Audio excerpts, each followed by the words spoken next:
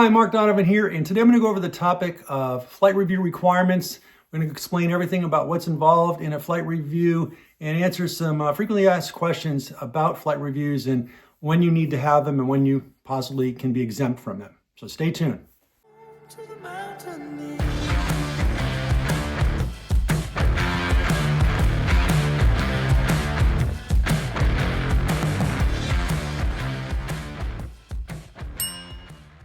All right, flight review requirements explained.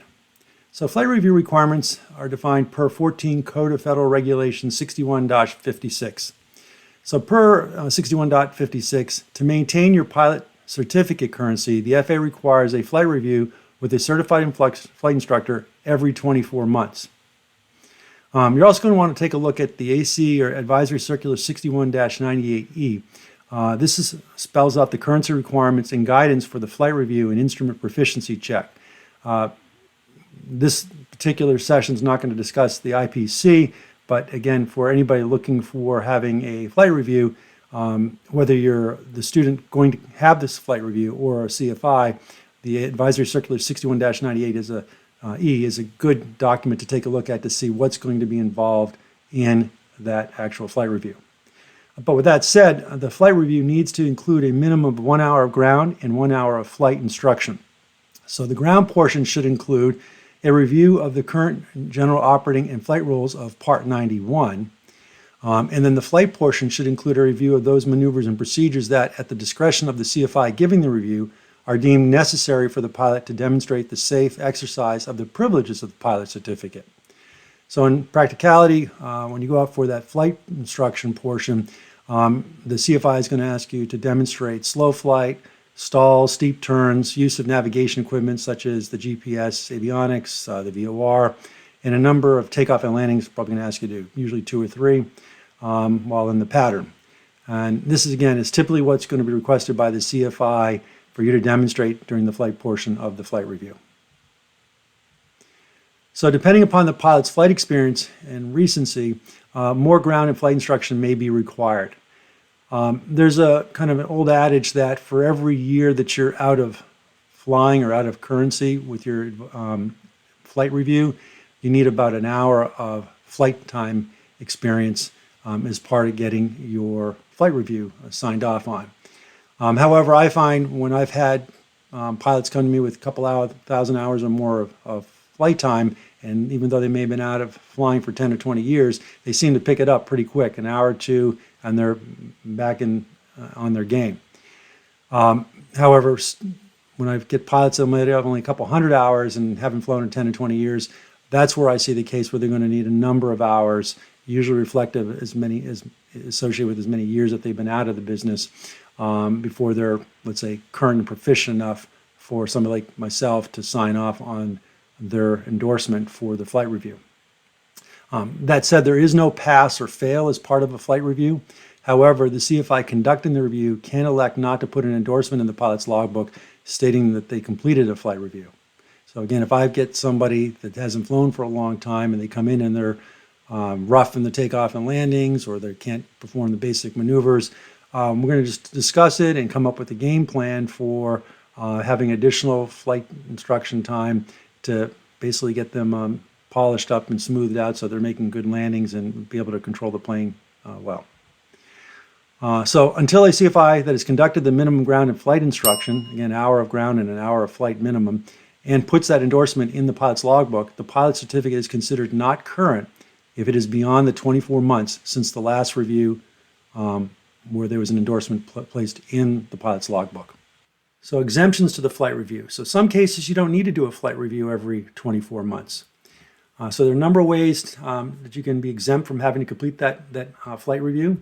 For example, if you have earned an additional rating or certificate within that 24-month period, say you have a private pilot's license and 6 months into your private pilot's license period of that 24-month period, you go for your instrument rating. Well, as soon as you get that instrument rating, you reset the clock on that 24-month period.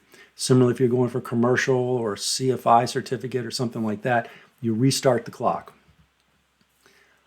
Satisfactorily accomplishing one or more phases of FAA-sponsored pilot proficiency award program via the FAA Wings program. There's a link to it there, FAAsafety.gov. Then there's a number of pilot proficiency checks that can be done that basically reset the clock on that 24-month period for having to have a flight review. There's specific regs 61.58 that specify the type of proficiency check that would negate having to do that flight review. Similarly, in Part 121, this is airline operations. Part 135, charter operations. Part 141, chief pilot proficiency check. You're part of a Part 141 school. Military pilot proficiency check. I personally take advantage of this through the United States Air Force's Civil Air Patrol. With Civil Air Patrol, every year you have to go out for a Form 5 check ride. And that, if you ask the person conducting the Form 5 check ride that you'd like to have that check ride count toward your flight review, that instructor with Civil Air Patrol can put the endorsement in your logbook that not only did they complete the Form 5, but they also completed the flight review per the FAA's requirements. And then there's some other proficiency checks administered by the FAA on kind of a case-by-case basis. And then lastly, there's a pilot examiner annual flight check that can be done in lieu of or resetting the clock on that 24-month period for that flight review.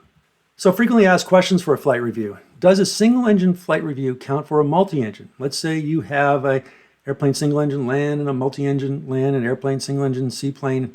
Can that one flight review that you did in a Cessna Skyhawk work or count towards the other category or class of aircraft that you fly? So the answer is a flight review in a single-engine airplane will satisfy your currency requirements for seaplanes, multi-engine aircraft, and even gliders if you are already rated for them. Does an instrument proficiency check serve as a flight review? No. However, if the flight review is conducted by a CFII, they may combine the flight review and IPC during the same flight. However, the CFI will have to put in both a flight review and an IPC endorsement in the pilot's logbook. So if my flight review is not current, is my pilot certificate invalid? Now, your pilot certificate is still valid. Your pilot certificate is valid until you surrender it, suspend it, or revoked, regardless of your flight review status. However, you cannot act as pilot in command or pick until you satisfactorily complete a flight review. You could, however, act as a second in command or a safety pilot. Can I fly solo without a current flight review if I don't carry any passengers? No, you're acting as a pilot in command during solo flight. So as a result, you need to have that current flight review. Do I need a current medical certificate when I go for a flight review?